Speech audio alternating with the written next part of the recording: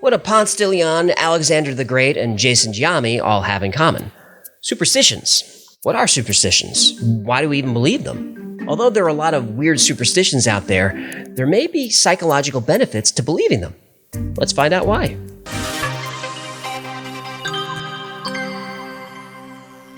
About 25% of people consider themselves superstitious, but it's probably more than that. Do you say bless you after someone sneezes? Why? Well, it's polite.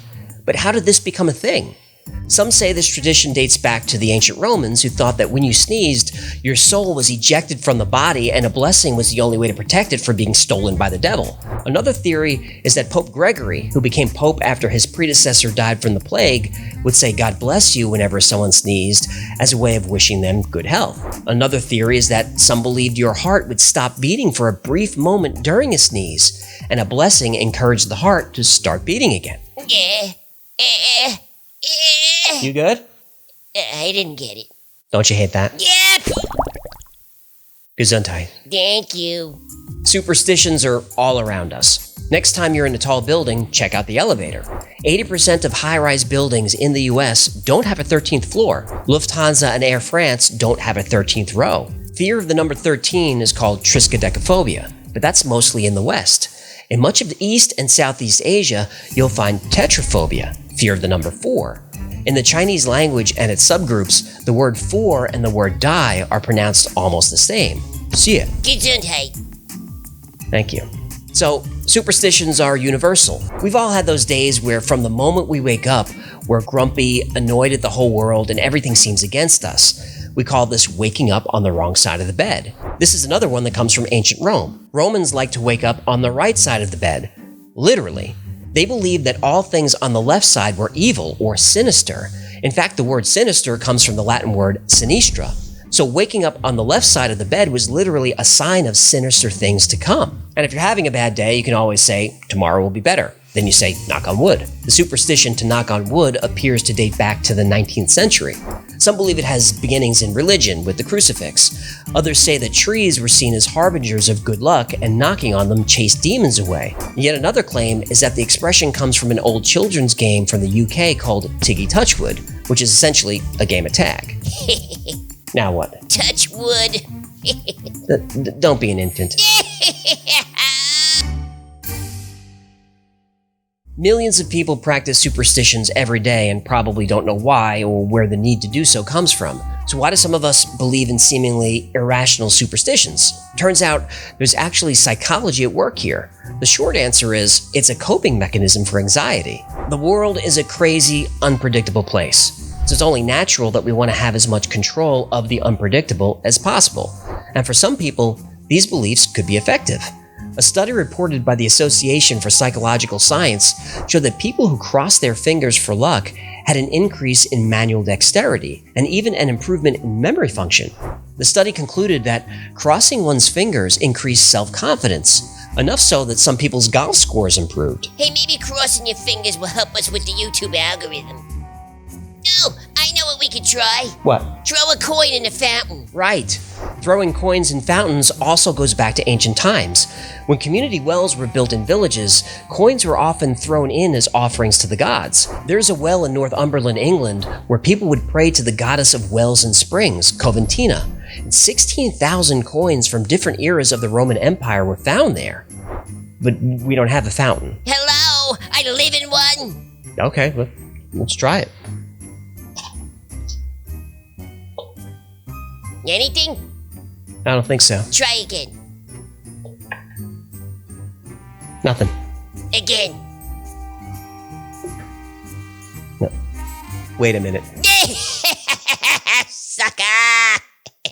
As you can see, people will easily part with their hard-earned money if they think a superstition can benefit them somehow. Some televangelist organizations will send you spiritually charged holy water, which promises to solve your financial woes for a small donation. Irony. Yep. Tales about water and its ability to magically heal have been around for thousands of years. Alexander the Great believed in a river that cured old age. He was only 32 when he was poisoned to death, so who knows if he was right. Legend says Ponce De Leon accidentally discovered Florida when he was searching for the Fountain of Youth. Now, most historians think that's an exaggeration, but 500 years later, the legend endures. These supernatural myths provide a sense of hope.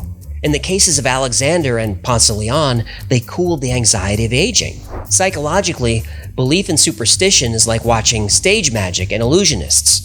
Willingly, we set aside rational thought and engage with the impossible and spectacular. We will believe a person has been cut in half and put back together, or that an illusionist was able to teleport from one place to another.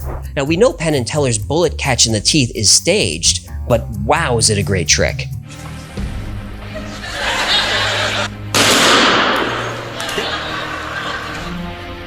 Recognize that bullet, Chris? Yes, I do. Is that the one you signed? Yes, it was. Although they never give the secret to the trick away, they stress there's nothing supernatural in their stunts, it's just entertainment. Penn Jillette summed it up by saying, "We are professional liars, just honest liars."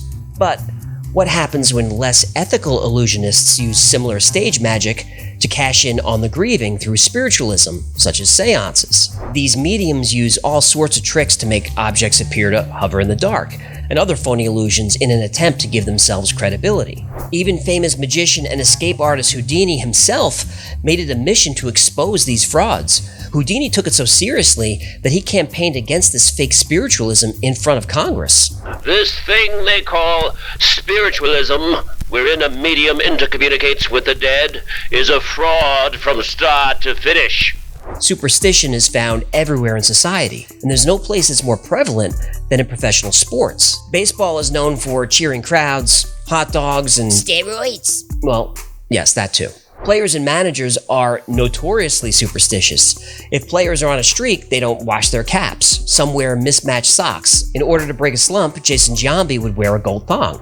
Now, I don't know if he always got a hit, but he always felt sexy. Now, nobody had more extreme superstitions than relief pitcher Turk Wendell. He made sure to never touch the foul lines. He would actually jump over them. And each time he took the mound, he had to have 4 pieces of black licorice in his mouth. And after each inning, he brushed his teeth. Sounds like OCD. It does, but psychologists don't see them as connected. And people with OCD can't not do the rituals they do, or it causes them great pain and anxiety. That's why it's called a compulsion. Superstition, on the other hand, as long as it's not taken to the extreme, is not considered a problem. I mean, your mind is a powerful tool, and if crossing your fingers improves your memory, do it. If writing a symbol in the dirt improves your golf game, do it. You're probably not channeling a supernatural force, but you are actively and mindfully forcing yourself to focus, to be present, to quell your anxiety. And controlling anxiety is healthy. So by all means, throw salt over your shoulder, knock on wood, and say bless you when somebody sneezes. You may not be saving their soul, but psychologically speaking, you might be, in some small part, saving your own. Thank you so much for hanging out with us today. My name is AJ, that's Hecklefish. This has been the Y Files. If you had fun or learned anything, do me a favor, subscribe, comment, like, share. All that stuff really helps the channel. And cross your fingers that we can defeat the algorithm. Hey, every little bit helps. It really does.